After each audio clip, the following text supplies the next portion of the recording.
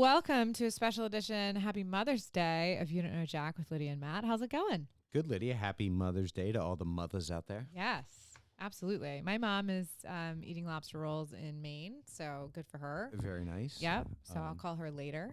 I went and paid respects to my mother and my grandmother. Awesome. So I did that. And so happy Mother's Day, not just all those mothers that are there, but those mothers that are gone. And for all those mothers that just because you don't actually have children that are mothers to you, important to you. Yeah. I've sent out like 40 messages to all kinds of folks that I've either worked with or friends of mine or friends of my parents. Lots of women generally need to be thanked on Mother's Day because it takes more than just your actual mother. Takes a village. Yes. That's for sure. Trust me.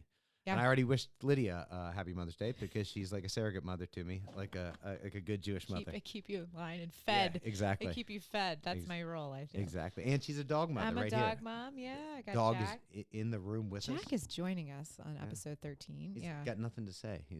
Listen, he had a very social weekend, I must say. So he is maybe a little exhausted. He's in Operation Shutdown. He is. Yeah. He went out, he was social, now he's relaxing. So, let's talk sports since that's why we're here. NBA playoffs are in full effect, and the games have been really exciting and down to the wire, and some pretty amazing basketball. Or some pretty amazing collapses. True. We've seen the Celtics, literally squander away games 1 and 2. Yeah, but came back with Viga yesterday. Oh my God, they totally did in Madison Square Garden. Madison Square Garden. I still think the Celtics are the best team in that matchup. I think the Celtics will prevail. I would not be surprised if the Celtics win in 6 and win 4 straight. Especially, it seems like they got everything dialed in really well. Well, what really happened was instead of in the first 2 games, they were 25 of 100 from 3 points range. Last night they were 20 of 40. So we're going from shooting 25% from 3-point range to 50%. 50% is Because look, the Celtics have been the better team, and they've dominated the first 3 quarters of both the games. Yeah, and then they just lose it in the end. But they've lost it. So so they won last night pretty big, and now the series is now 2-1, which is great. Right. And the Cavs went down 2-0 to the Pacers. Yeah, I'm going to tell you, they are the Pacers. The last game I watched was like, again, down to the wire, 1 point. And I was like, man, I can't believe that these games are not blowouts, which is great because that just means they're evenly matched, and it's exciting for us watching it. But, I turned the game on and I was like, oh, the Cavs are ahead by like 20. Yeah.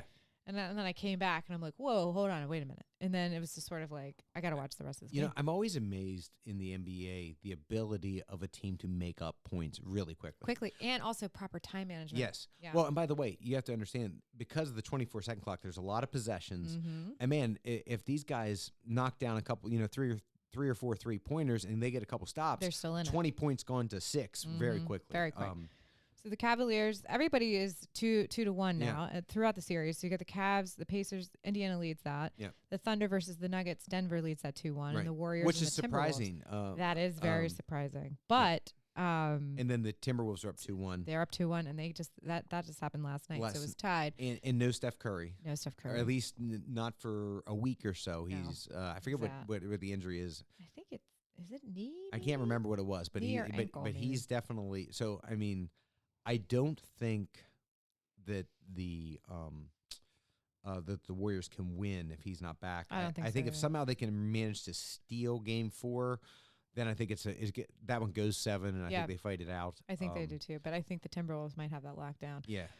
So if you've been sleeping on the playoffs, you should. Yes. No. It's been pretty exciting. It's been really fun to watch.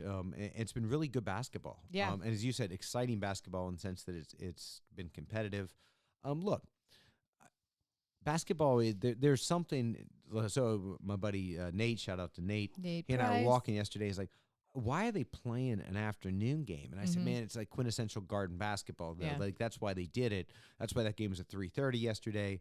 Yep. Ticket prices were outrageous. But look, there's a certain buzz to the NBA when the Knicks are in it. Okay. Oh yeah. I'm not saying like, look, the Celtics are, the Celtics and Lakers. It's those two, and then everybody else in the lineage of basketball. Yeah. But that buzz, it is the most famous arena in sports. And that buzz, they're still using the organ, and it's just, there's something about it. So I think that definitely brings a buzz and we felt that in the NBA playoffs, even with LeBron and Luka losing early. Yeah, and because I think clearly the NBA did not love those two losing early. Those guys, No. because again, it's a marquee franchise. It is a marquee franchise. So, let's switch to the W really quick. They have started their preseason games and they're excited. I mean, it looks good. Everybody looks good. Yeah. New York Liberty's got players that are kind of a little banged up in the beginning of the season, and they're probably going to go out a little bit not as strong as they would hope to. But it's looking good, and there's expansion teams in there too, so you got more teams to watch, which I think is great. And I think a lot of the arenas, Sacramento's got a team. Sacramento has a team. The Sacramento Valkyrie.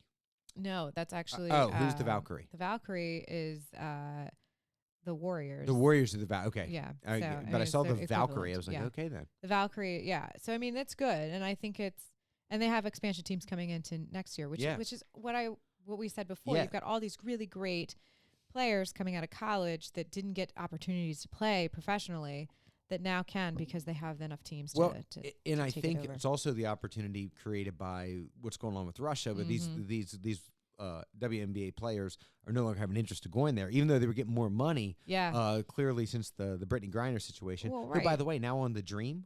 Wow. On the I Dream. mean, that was like, a big change. Yeah, it's a big change. That's a huge change. Yeah. So, I mean, I think it's good, and I'm happy that I think the W is actually hitting their stride now, Yes. and so their expansion. So there's still great basketball into the And summer. I think they do a nice job of when their season is. Yeah. Like they're not really competing. No. Against some of that lull, they're really filling nicely. They're really filling in that good. sense, it's a very strategic time to have your season. I agree. Yeah. And they are so moving into larger stadiums Yep. because or larger arenas because they can't. Right. They've Right. selling out tickets like crazy. Yeah. And look, and that is no small part in the Caitlin Clark effect. Yep. Yeah. I mean, she is.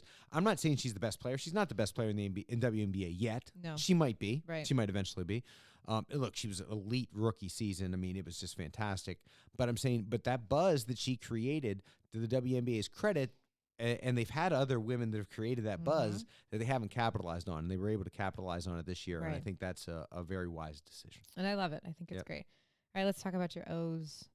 Man, it's a lot of heartbreak there, I'm going to say, but I just want to put everything into perspective. We're only a month into the season. It's a long season. It is, but you got a lot of injuries. We do. And after last night's game, you dropped below 500, 10 games below 500 for the first time since 2022. Yeah, no, it's not been good. And look, I've talked to a lot of Orioles fans, a lot of frustration.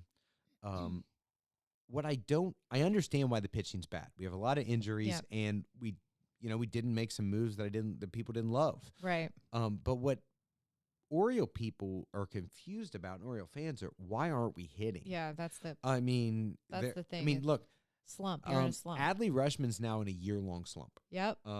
That's just the reality of it. I look at some of the other young hitters. Gunnar Henderson, clearly the best overall player on the Orioles, hasn't hit well. Nope. Holiday still trying to find his groove. Heston Kjerstad, the same. Mullins has played well. Colton Kausner sliding into first, breaking his thumb. Yep. They get stupid baseball, stupid play. Yep. And so the Westberg has struggled and then went to the IL. O'Neill, who lives his life on the IL, if he's a left-handed killer, I'm an astronaut. You're Gail King. Yeah, I mean, but he, but no, but the hitting has puzzled Orioles fans, and I think I don't know how do you do. I mean, so I know that when one of the Phillies players was in a really bad slump, the fans took it upon themselves to just cheer like mad. Yeah. And it really helped kind of switch. But that was one player. Yeah. This is a whole team of players. So you're kind of that was Trey Turner. That was Trey Turner, yeah. But I feel like I don't know what you do here. I mean, do you think Elias goes back to the drawing board and has to make some big moves? And I don't think you'll see that. Okay. I think the Orioles are getting desperately close to where you're going to see a change. Yeah. And that means I'm looking at it means only one of two things. It's either the manager, or it's certainly the hitting instructors. Because of the poor hit. Again, you don't fire the pitching coach because, look, you're going to say, look, the guy's on the IL and who you bought, why are you firing him for? Yeah. Why aren't we hitting? And I'm not saying it's the hitting, but you can't replace all the hitters. What I can do is replace the hitting instructor. It's one thing if you've got like a guy that's just in this like slump, right? Yeah, but if it's everybody, then there's like then there's something up, right? And so it'll be interesting to see. But I think they're because I think Rubenstein's going to be frustrated as the owner and probably. Again, I don't think he's there to micromanage, but I think he's a fan. And he's a fan, so he's equally as frustrated. And sit there and probably say to the GM, like, hey, I get pitching. We have the injuries. We lost G-Rod. Bradish isn't back to the second half. Wells isn't back to the second half. Kitteridge got hurt. He just got the mountain back. But just got the mountain back, and we still can't pitch him on back-to-back days. Nope. I get some of this, but why aren't we hitting and... We got to score points. It's one thing to just we're not throwing no hitters. Well, but I think part of it is I do think for those who've watched the Orioles play a lot, the Orioles seem to get in a hole instantly. Mm-hmm. Okay, they're not pitching well, especially in the beginning of the game, and then what happens, in my experience, is that hitters start to press. Okay, when you're down 3-0 in the first inning or second inning, these guys feel that it's an extra pressure, and I don't think that's helping the hitting. No. But these guys are professionals. A lot of them are really high draft picks. I look at Moncastle at first base. I think he's in DFA territory. I mean, if I have a first baseman in a month and a half that has 2 home runs, like, man, you have to get power out of there's certain positions you need power, okay? It doesn't have to always be home runs. It's got to be extra base hits. Yeah.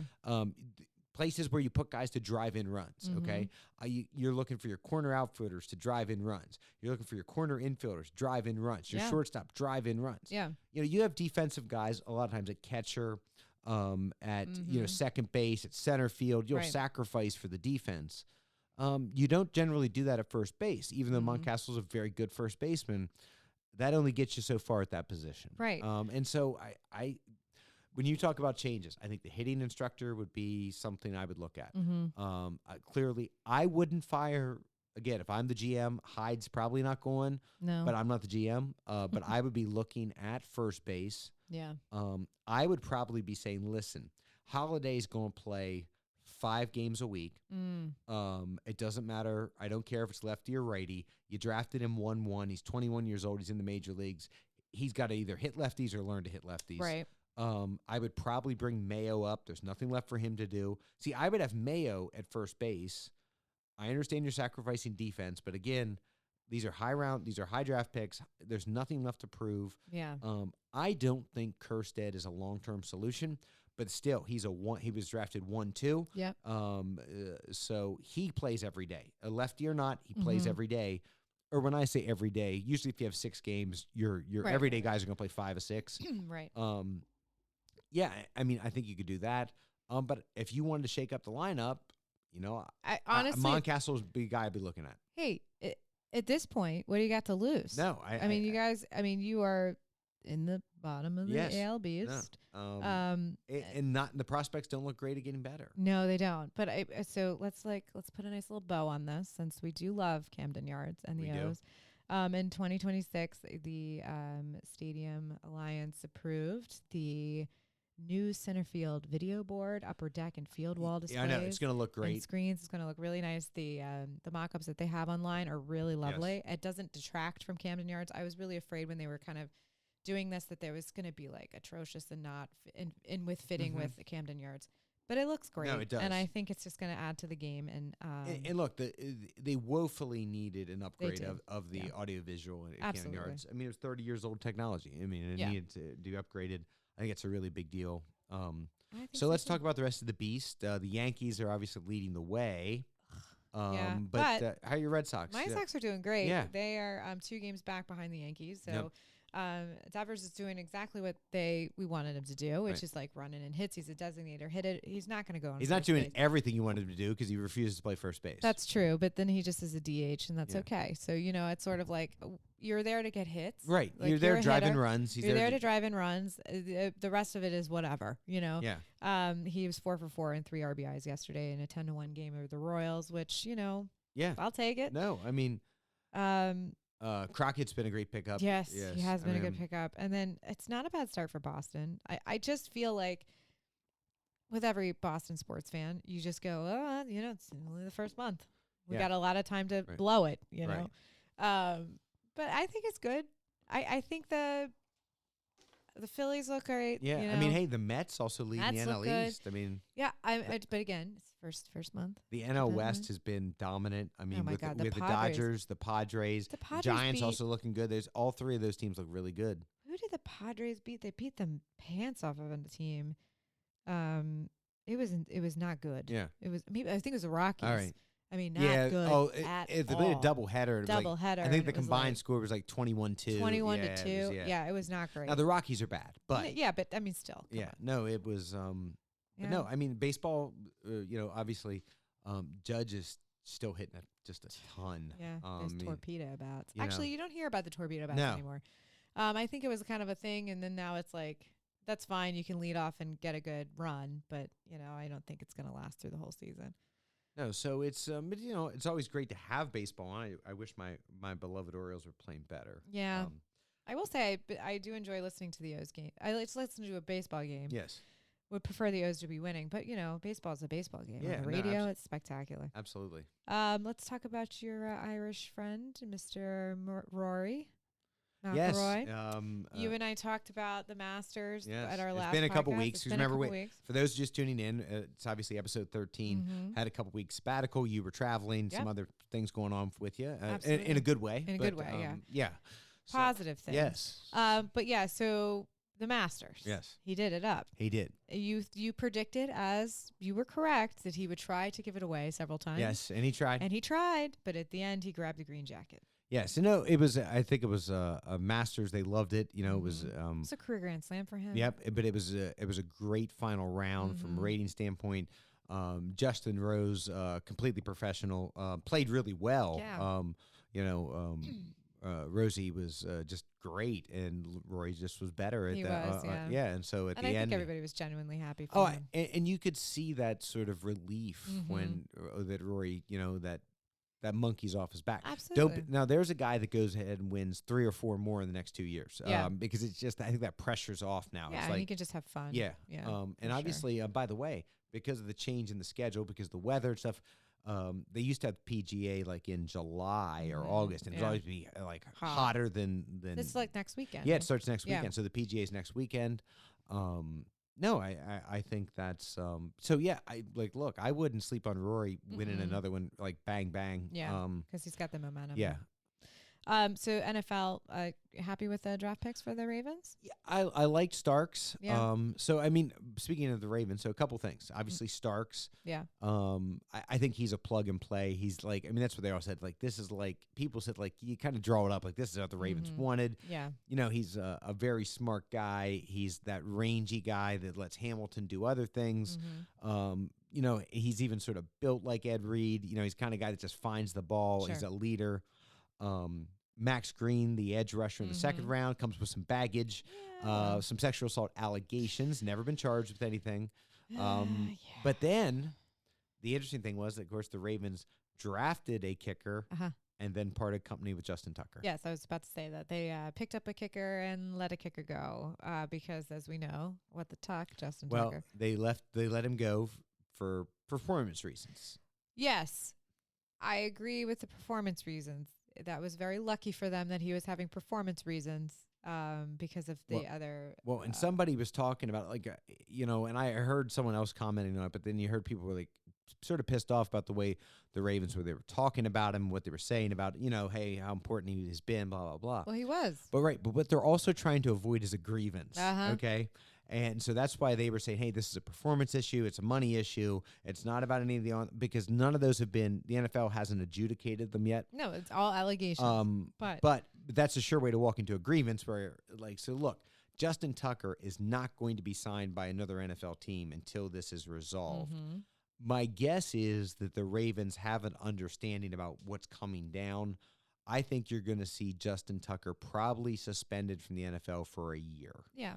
If at least. Because, look, Deshaun Watson got 6 games. People went crazy, and they made it 11. I think you're going to see the NFL probably give Tucker a year, at least 11 games. I think so, yeah. And, so I think the Ravens just couldn't deal with that distraction, and didn't want to deal with that. Well, distraction and also anymore. here it makes perfect sense. They did it by the book. Yeah. You draft a kicker, you get rid of a kicker, Yep. performance-based reasons. Let the chips fall where they may. Do I think the Ravens would have looked at this differently if Tucker was 40 or 42 last year and automatic? For sure. I think they would have. Yeah. I just do. I think, look, Bill Parcells famously said there's certain guys you hold the bus for. One of them is not a subpar kicker. No, or an average kicker. No, well, listen, the only kicker Bill Parcells would hold the bus for is somebody who is freaking automatic, okay? That is just wins games after game. If not, he'd be like, hey, kickers come, kickers go. Well, they do. Now, the guys you hold the bus for are guys like, I don't know, Lawrence Taylor, right? That's the guy you hold the bus for. Absolutely. I heard a funny story about Lawrence Taylor. It was just, I brought him up. So this is when Bill Belichick was the defensive coordinator, and they were having a pregame meeting. It's supposed to start 10 a.m., and Belichick's already. Well, LT was late to the meeting. And when he finally gets there, and he gets there, and Belichick's already going about what the plan is, and so the meeting wraps up. Belichick goes to Parcells afterwards and says, "Listen, we got a problem." He goes, "Okay, what?" And he said, "Well, Lawrence LT was late for the meeting." He looks at Belichick. He goes, "Jesus Christ, why didn't you hold the meeting until he got there?" So the point was, no, he's not late. He's not late. But again, there's early. Certain guys you hold the bus for, Absolutely. and that was the point. And that's not Justin Tucker No, at this it point isn't. in time in his career. It isn't. So, I mean, I think the Ravens did pretty well. The Pats did, I think, pretty good for what they needed. Pats did a very workmanlike draft. They did, yeah. I think the tackle was going to be someone, look, they needed something. They have to keep Drake May upright. You got to keep him protected. You got to build around him. Yep. They got a running back. They got some pieces. You're trying to protect the guy. You got a young quarterback. So listen, it's rebuilding. We all know this. We're very lucky, and we know, it's good. My thing is, I'm happy that the draft that they did was a good. It was a good team. Like you got the right players you needed to do exactly what you need to do to have a more winning season. You're not going to the Super Bowl, but you're gonna do better than you did the previous year. Tim's guys stepped up. The Eagles had another great draft. Absolutely. The Eagles draft very well. They draft very, very well. The top draft was Cam Ward, and he went to the Titans. And everybody sort of saw that coming. Yeah. It was a very, it was not, and we're going to talk about, it was not a great quarterback draft. No, it wasn't. In particular for one guy who we're going to talk about. But, no, I think that was, Cam Ward you sort of knew coming. Jacksonville makes the big move to swap 5-2 with Cleveland to take Travis Hunter. Yeah. I'd say he goes to Jacksonville. That's akin to going to witness protection. Absolutely. There's certain franchises you could draft to. We'll just never hear from guys again. Right. That being one of them. Carolina, Jacksonville, like you just never see these guys again. No, you don't. It's like straight witness protection. Yeah. But it'll be interesting to see what he can do there. So let's talk about the Shedeur Sanders situation. There was an NFL coach that released a statement that he remained anonymous, this NFL coach, and he said basically that he's not that talented, and he's also coming into the league with a lot of baggage, the baggage being his father, Coach Prime, who's been very vocal about coaching his son in the NFL, and he is not opinionated about how certain organizations are being run and coaching and all that kind of stuff. So that was released, and he's just not that great, and he likes to blame other players if he's not successful. He gets sacked a lot. He makes poor decisions. I couldn't understand the fall to the fifth round, though. I mean, if you look at some of the quarterbacks that went before him, including the Browns took Dylan Gabriel in the third round. Him. I mean, he was picked 144 overall. I don't think anybody that I was aware of objectively, the guys that are talent evaluators, would have said that Gabriel's a better NFL prospect. I think it has to do with the fact that it's not just Shedeur Sanders. Yeah. Shedeur Sanders. It's Shedeur Sanders and the lineage he comes from. And like Tim, but that lineage is also an elite athlete, a winner. I get it, but there's also a level of you will have players undrafted because of personality conflicts. They do. It happens all the time. But I don't think these were his personality conflicts. I think that people were having conflicts about his dad. I agree, but you can't change that. That's been the whole. His dad is the reason that he's got as much notoriety as he has. Had his dad not been in the NFL and he was working really hard and did it, do you think he would be as far along talent-wise? as he is. I think he was a very good football player. He's a great football player. So listen, here's what you don't have to question about Shedeur Sanders. Yeah. Is toughness. No. That guy will stand in the pocket. He'll stand tall in the pocket, and he'll deliver a pass. And, there's something, and I think he has a high football IQ. I think he's tough. Again, he's not an elite athlete. No. Which seems, now look, he's a pro athlete. He's by definition an elite athlete. But by NFL standards, he's not an elite athlete. No, and I will say that there's an image issue here. Which I think he hired a good PR firm, and he is, he went to Cleveland early. He's been volunteering with nonprofits. He's trying to change his image. You don't show up driving a Rolls Royce in college, right? And you've got, that's what I'm saying. Right. I said, there is an image issue about not being humble, and I think that most NFL players, people getting drafted into the NFL, are not coming from lineages like the Sanders family. But that being said, okay. You look at the Manning family, you've got some, they're not showy or flashy. And I think that that's the difference. Maybe as a team looking for somebody to get, the Browns, perfect team for him to go to. They're not unused to controversy when picking players or, I still listen. And I hear what you're saying, and I know you're not espousing that personally. No. When I hear not humble like the Mannings and he's showy, that just says, again, maybe I'm too woke. That seems like code talk to me. It seems like underlying you mean you can't be a brash young black man. No, that's not it. I know. I'm not saying from you, but I'm saying I feel like that and some of that in the NFL, listen. I think that I want a guy with some swag. Listen. I do too. Lamar's got plenty of swag, man. Now, Lamar's backs it up. I understand That's what I'm saying. And when he came into the league, he wasn't like that. I think this report from this anonymous NFL coach really was not great for Shedeur Sanders, and it came out right before the draft.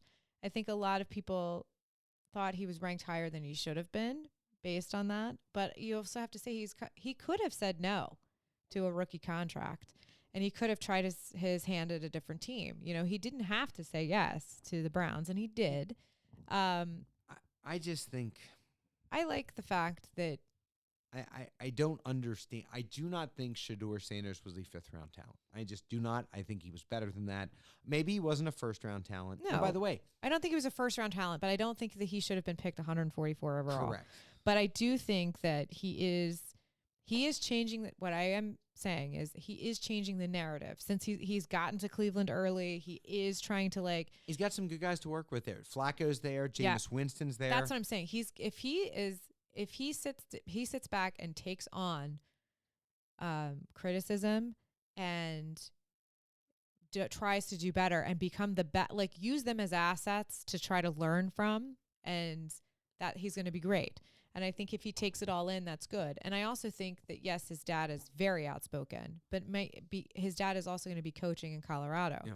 So I think it might be good for him to have that separation from his dad. Yeah. I guess what I was bothered by were the people that seemed to rejoice by him sliding down the draft boards. I didn't like that. That's just that's kind of if you're popular and then you falter a little bit. It's kind of like you get knocked down a few pegs, right. And I think I just don't know.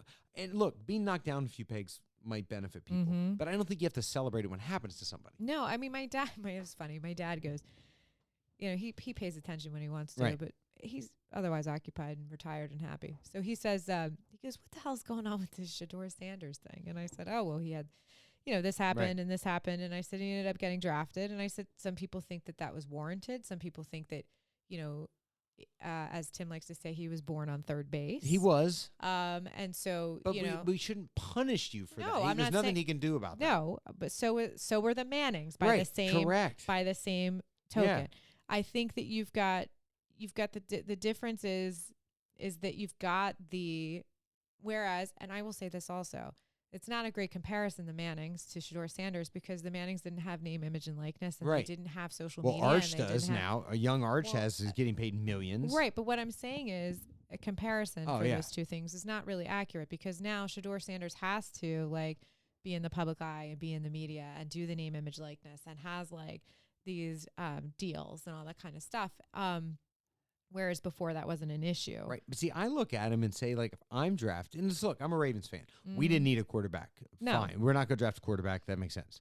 But I'm looking at him and say, like, here's a guy, the moment is not going to be too big for Shedeur Sanders. He's used to this. He's been in the spotlight his whole life. I mean, he is one of Deion's sons. You know, by definition, you're in the spotlight. Absolutely. Yeah. So, like I said, I hope. Look, I want Shedeur Sanders to play well. I hope he gets a chance. I don't want him to play too well when he plays against my Ravens. Of course, I'm interested to see his growth as a player because I've seen him in college, and it's like, okay, he is like throwing these Hail Marys, and sometimes it goes, sometimes it doesn't, and that comes also with age and experience. Like, you cannot expect this player at this age to be the be all to end all. Like, there is a lot of room for growth here, and I'm interested to see A, how he handles being in the pressures of an NFL situation, and B, if he's willing to learn and grow. So the other team I wanted to just touch base on is the Steelers. They drafted a defensive lineman, Harmon. I think he's going to be a very good football player. But essentially no quarterback till the 5th or 6th round when they drafted the guy out of Ohio's OH. Ohio? Yeah. That was a good one. They drafted him. I guess the Aaron Rodgers circus is going to come to town. I think that's going to be a dumpster fire. Did he get drafted by Pittsburgh? Or are they going to sign him? Yeah. The rumor is he still hasn't signed. Not. No, he's still in a cave meditating or whatever. Listen, I think Aaron Rodgers should be done. Yeah. I think that he proved that he's over. But then the Steelers, interestingly, trade George Pickens. Yeah. They're very talented, yet curial wide receiver to the Cowboys after the draft for a 3rd-round pick next year. So it's interesting to see what Pittsburgh's doing. What Pittsburgh probably needs to do, if you talk to the Steelers fans, is they probably need to get rid of a lot of guys, sort of take their lumps for a year to get that top pick you need, or the very high pick to get a quarterback. Yeah. But man, it's also that's really not the Steelers' DNA. Like, the Steelers don't tank. Okay, that's not who they are. And I get that, but they're always because Tomlin does such a good job of keeping them, even when they're bad at 500. Right. You're always going to draft at a certain spot where it's hard to get that kind of talent. Okay, so my issue with Rodgers is that they tried it with Wilson last year. It didn't work so well. Why would you even go worse than Wilson with Rodgers? I can't answer that question. And honestly, like, do you want? I just think that you can't coach him. That's a person that is like, that's an uncoachable quarterback at this point because unlike Sanders, who's new and is trying to take on a bunch of information and open to that, you got this guy who's like, I know everything. I thought Pittsburgh would have been a good landing spot for Shedeur Sanders because Tomlin's got a big enough personality to handle Deion. You know what I mean? Also, I think it's about guiding them properly. Right. Like any rookie player, you've got to make sure that the team takes them on and is not trying to that hates them. They don't want a player that everybody's going to despise. You want them to play well together, and you want to have a good rapport. Yeah. And I think that I don't see Aaron Rodgers fitting in with any team and having a good rapport. Right. Yeah. I just don't. Well, that's it. NFL hasn't even started yet. No. It's already controversial. Let's talk about F1. Yeah, let's. It's your favorite, I know. Update. I'm ready. Driver update. Oscar Piastri is leading in the 2025 driver's standings. Been dominating. He's 4 wins for McLaren. Lando Norris is second with McLaren. He has 1 win. There's only been 5 races so far. 6. So Max Verstappen. My guy. He's in 3rd, and he only has 1 win so far this season, so that's very strange. Very, very strange. Who's been the best driver? He has been the best driver in F1 for a series of years, last couple years. 4 years in a row. Yeah. And then we have Sir Lewis Hamilton, who's number 7 with his new team Ferrari. Getting used to Ferrari. He's getting used to Ferrari. So I don't know if the car is as good as he thought it was. Had he stayed, he would have been number 2 with Mercedes for the Constructors' Cup. McLaren is number 1, which is not surprising since both drivers are 1 and 2, and that's how you get the points for constructors. Red Bull is holding strong at number 3, and Ferrari is at number 4. So that's your F1 update. Man, it's riveting stuff. A fast F1 update. Yeah, man. I know. I got a lot to add. Do you? Oh, yeah. Like nothing. No, that's like people who listen to us all the time are like, they've never heard me be this quiet. I know. I got nothing. You got nothing. I got nothing. I got it on you. No, it's great. I like F1. No, you and a lot of people. It's okay. Yeah. It's listen, I want to watch guys drive fast, turn left. Okay, if I'm gonna watch race, I'm gonna watch Yeah. By I the way, understand. a Amazon special coming out about the Man in Black. In a Oh, couple yeah? weeks. Oh yeah, they're in it. Yeah. Ooh, nice. About the old number 3 car. Uh-huh. Yeah. Uh-huh. Well, let's talk about some international news, shall we? Habeas Pompum. Habeas Pompum. We got some white smoke equals a new pope. So we have Pope Leo the 14th, formerly Robert Provost. Actually, I think he's still the same Father guy. Bob. Father Bob. Replaced obviously Francis, who passed away. Yes, he passed away Easter Monday. Yeah, right after he met with J.D. Vance. He Yeah, killed so him. things that are not safe. Yeah. Trophies, couches, and eyeliner, and the Pope. Pope. Yeah. So he's the first. He's the first. Hoyo! He's the first American Pope ever. Yes. He's from Chicago. Yes. He is officially a White Sox fan, Yep. and he went to Villanova. Yeah. He is an Augustinian. He's of the Augustinian order. Yep, he's an Augustinian order. He's the second. He's the second pope, and I think he's the second straight pope and the second only popes to actually be part of an order. Yes. Francis was obviously a Jesuit, and Father Bob, Leo the 14th, is an Augustinian. Yeah. Villanova is an Augustinian Makes sense. affiliated entity. Apparently, he always wanted to be a priest, and I think in first grade he declared that he wanted to be a priest, which I think is interesting. And then, like you said, we were talking prior to starting. You lose your family in this, and his family here has been constantly interviewed and questioned and all that kind of stuff. Well, the reason we talk about it is because there was a false report that he was a Cubs fan. Right. Now it's been clarified he is a White Sox fan. His brother clarified he is a White Sox fan, and there is photographic evidence of that from the World Series, I believe, like 2005. Yeah. So I mean, I think that it's interesting, the conclave aspect. Harkening back to the NFL draft, they did do kind of a draft style situation with the Cardinals. Well, I think what was very interesting from a lapsed Catholic observer, but someone who I like the theatrics and the history of the conclave. Definitely pomp and circumstance. One, I think a lot of people were surprised how quickly they coalesced around a candidate and around a pope. It was 2 votes or something? Well, it would have been 1, 2, 3, because they would have done 1 in the afternoon, 2 in the evening the first day. So there's 3 votes, black smoke. So it was either the 4th or 5th ballot he was elected, and it was the largest collection, that conclave that they had. There's 133 eligible cardinals to vote. To be ineligible, you have to be a prince of the church and under 80. And under 80. And there was 133 of them.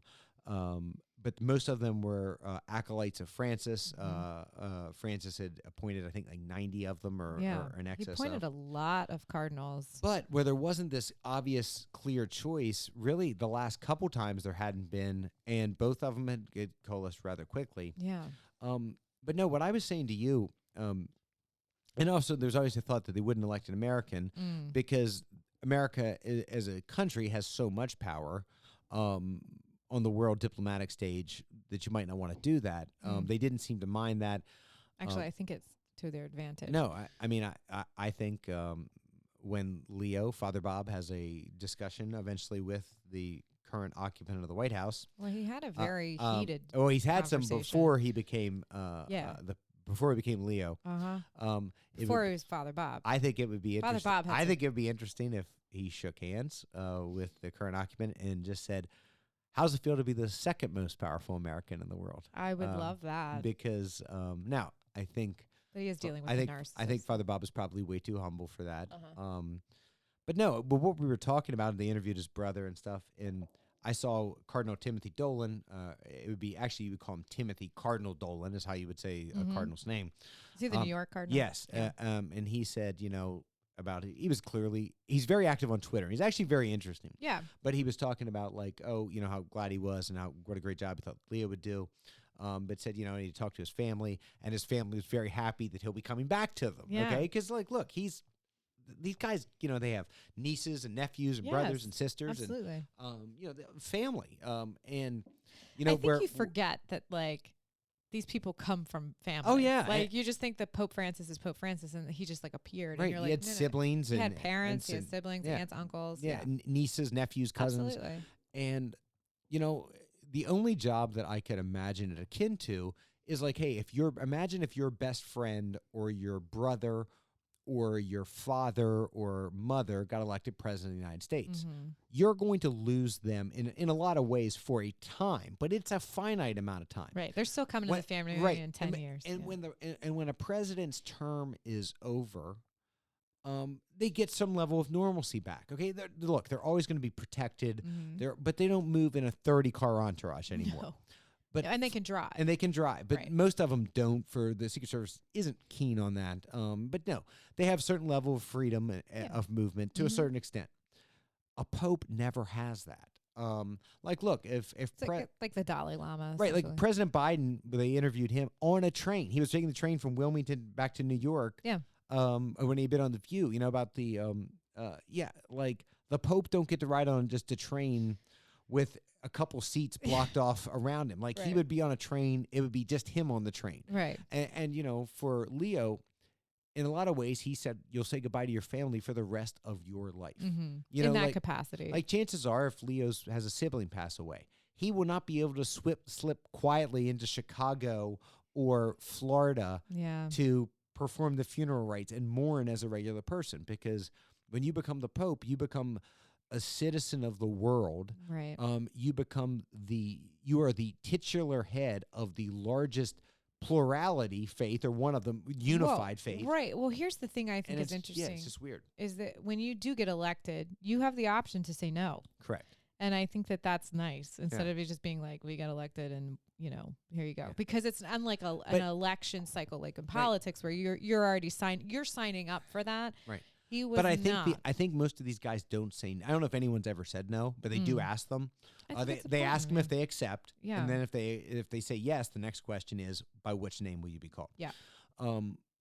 Because look, I think you should have stuck with Father Bob. I think a lot of these guys, it's because like they always say like, hey, the Holy Spirit. Well, again, you don't have to believe it or not. These guys talk about the Holy Spirit moves them to where they end up. Sure. And I think they don't necessarily think they are ordained in certain ways, like, oh, like it's only I can save the church. I think, but most of these guys, when they're picked, would think like that's the will of God. Like they don't say no because of their faith. Yeah, they don't feel capable of saying no. I got it, because they would basically say like, well, this would be obviously this is a higher power dictating this. Yeah, I get it. I mean, I think when John Paul I was, and I forget he was an Italian cardinal, got elected. He said, about like jokingly said to them, I forgive you all for what you've done to me, right? Because he knew, and of course he lasted about a month. It's a grueling job. It's not easy. And if you look at Francis, you could see when he was first elected Pope to when he died. Now, I will say that he did have a lot of health issues, underlying health concerns. From a young man, he had part of a lung removed, and he struggled with that. But still, it's a lot. You have audiences.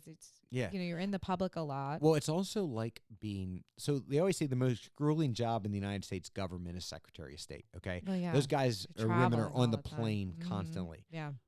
That's what it's like for the Pope, if not worse. They're constantly on the move, constantly going places. And when you're going places, you have to perform, quite frankly, in front of millions. Yeah.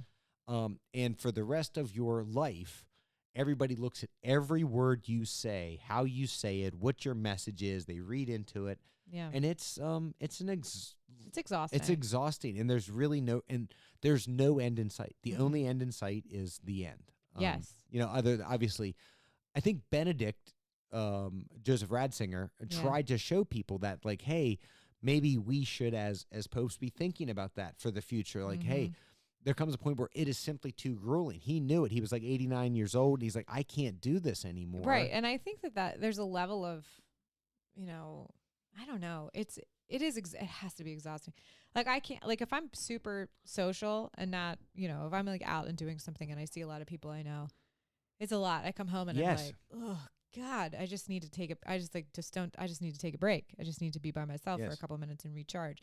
I could not imagine. And that's, could not, as I'm a behind the scenes person. That's why we don't do video. I don't know. I think you're pretty good out in public. I was going to say, really? I think but you and I, like, look, I am used to being in a much smaller scale out in our community, right? Yeah. But no, it is exhausting. Like, It can be. I've been told by significant others, like, going out to dinner with me is not always a fun experience. They're like, my God, like, you're talking to everybody, people are coming up to you, and it's like, and then of course my answer is like, what am I supposed to do? Like, well, listen, I can't ignore people, and I like being out with you in public because then I get to meet a Right. bunch of different people. So maybe, I mean, I do like that, and I've been in that same but it position can be, too. but it can be annoying. It can be annoying, and I feel like if I wanted to go and have a private dinner where I wasn't going to be accosted and my husband wasn't making it Right. in my own home, Right. we probably would go later, Right. and or go someplace out of town. I find it I've been told it's much easier to be out to dinner with me when I'm out of town. That I'm a better dinner companion out of town. I think you're a fantastic. No, well, but it's like but so I'm talking about 1/1,000,000th of a percent of what it would have to be like. Absolutely, and I'm like, I couldn't handle that. Like so. By the way, yes, he was a prince of the church. Okay, yeah, but a prince of the church oftentimes will literally just be in the black cast, the black suit, the black and the Roman collar. Well, there are a dime a dozen in Rome, okay? Yeah. They don't get accosted. Even when they're cardinals, they just walk freely. Well, here's the thing. They can walk into restaurants. They can walk anywhere they want. But the Pope could totally do that. Like, he could just wear a he collar could, and black and just roll through town. But also, he will now have one of the most recognizable faces in the world. Like, okay, so for instance, I guess. whether you like him or not, the current occupant of the White House cannot simply stroll in somewhere. Everyone's going to know who it is. Okay, now he would probably love it, but I'm saying, like, okay, President Obama cannot just simply walk into place and be inconspicuous. Yeah. That's what it's going to be like for Father Bob very I know. quickly. Your face, like, okay. It's going to be everywhere. On if cards. If you put his face out in a month in any poll in the United States, people are going to be like, oh, that's the American Pope. They might not even remember it's Leo, but they'll see the face like, oh, dude, that's the Pope. Yeah, and I think so. This is interesting. So, one of my clients is one of the oldest Franciscan missions in the United States, and in California, and I have to pay attention, right? Like, I get paid to pay attention to these things, because I don't want to be doing any marketing for them when they should be talking about what's going on, and it was especially when Francis was sick. I was very cognizant of that. And then also with the conclave starting, I didn't want to have anything that was scheduled to kind of, but you don't know how long it's going to go and everything else. It goes it's as long as it goes until the Holy Spirit moves them. Right. Well, the Holy Spirit moved fast this time. So it was fine.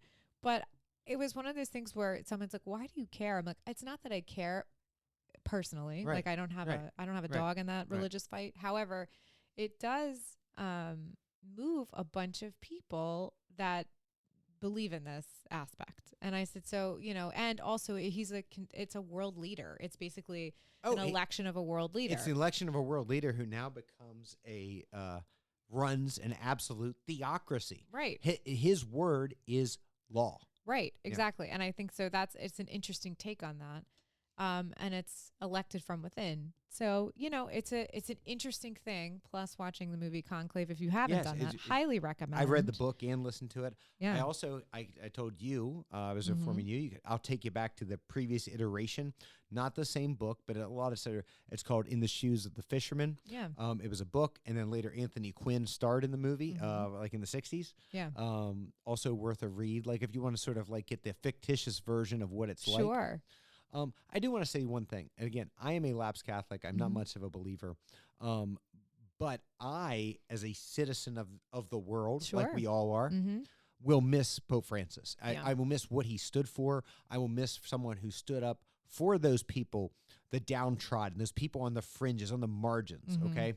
And talking about equality and fairness and how we're supposed to treat people. Yeah. I mean, famously, look, he said, I can't bless a gay marriage, okay? That is against the beliefs of the Catholic Church, right? Okay, but individually, folks that might be gay or identify that way, he famously said, "Who am I to judge?" Yes, right. Yeah. And what he also talked about is, man, let's get back to what the mission is. Like, again, it's on the it's from the Colossus, but he's talking about you're tired, you're poor, you're huddled masses, yearning to be free. Yeah. No, we need to help. That's the mission of the Catholic Church, and very much the Jesuit in him and the pastor in him saying, like, hey, like, we don't need all these trappings in this. Like, what are you doing in your community, in your community church, or wherever you call your community, to help those folks, right? He was the one that's bringing back 20 migrant families with him to Vatican City, saying, no, we're going to take care of these folks.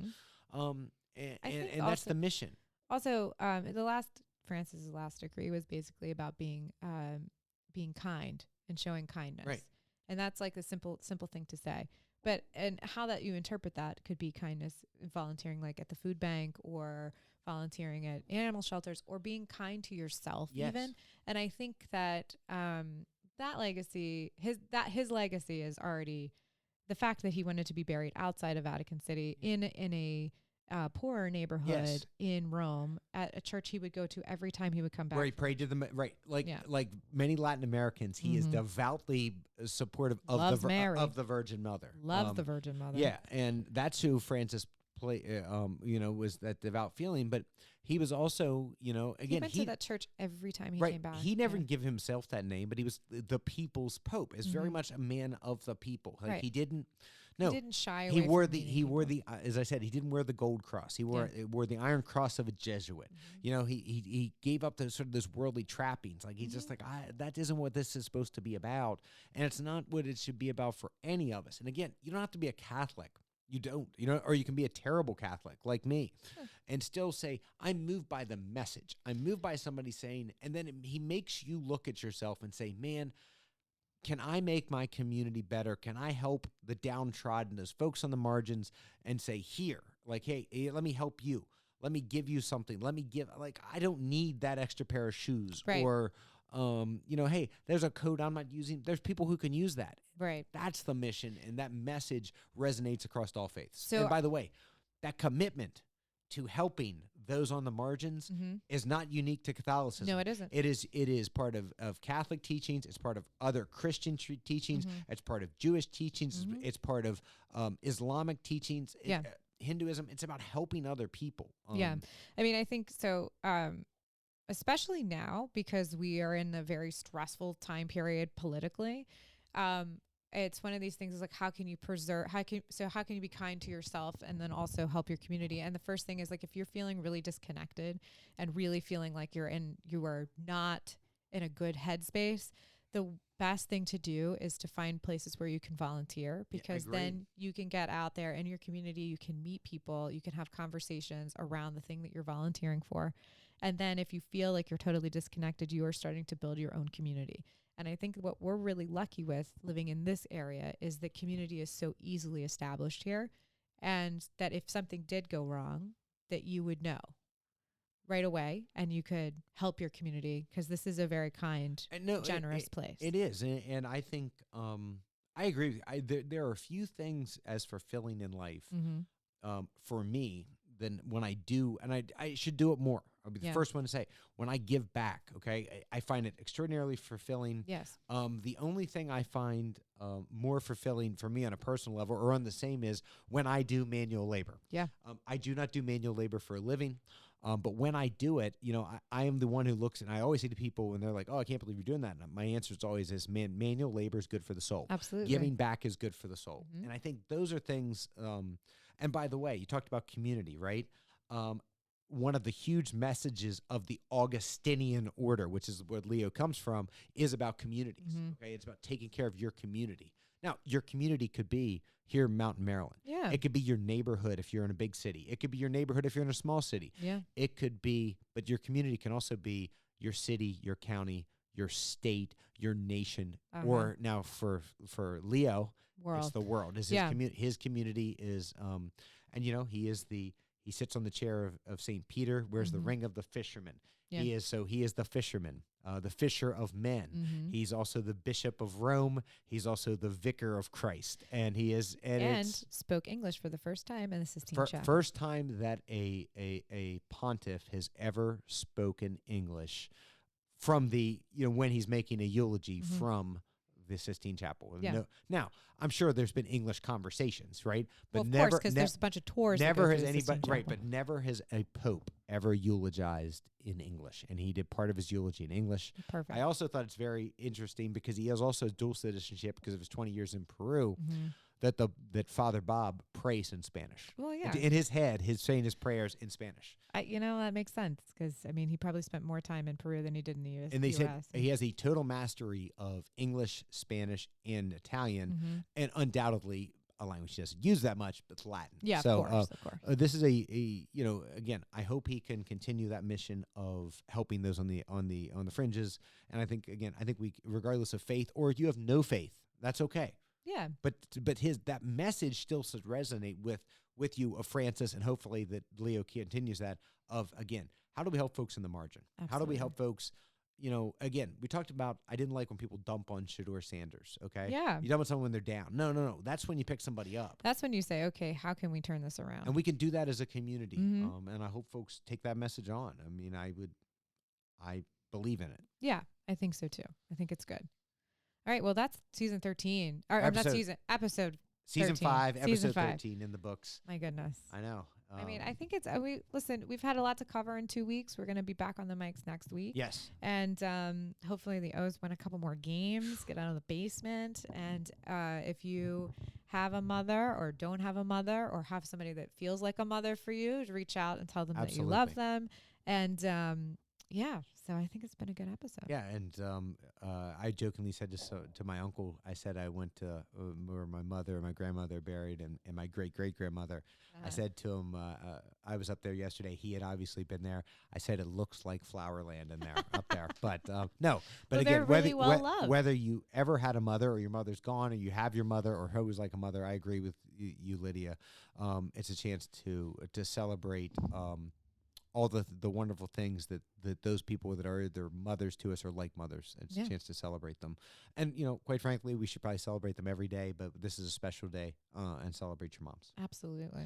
So, Lydia, on that note, as we said, season 5, episode 13 in the books. Yes. That obviously should lead all of you to the logical conclusion. There's been 4 previous seasons and there's been 12 previous episodes. Yes. If somebody wants to find it, take a take on us, listen to previous episodes, we'd certainly appreciate that. Yeah. And where else can they find those episodes? iTunes, Stitcher, Amazon, Google Play, Spotify, Audible. Love Audible. We're on YouTube, no video, but video. Perfect audio. And then iHeartRadio, Deezer, and Player FM. So you can find us a lot of places. You can find us on Twitter at JackYDK. Yes. You can find Lydia on Twitter at RTL Pod. You can find me on Twitter at JMGGMPG. We're also on Insta, right? Yes, we're at YDK Jack. Yeah, because if you ain't on Insta, it didn't happen. So, hey, we'll see you next week. Sounds good.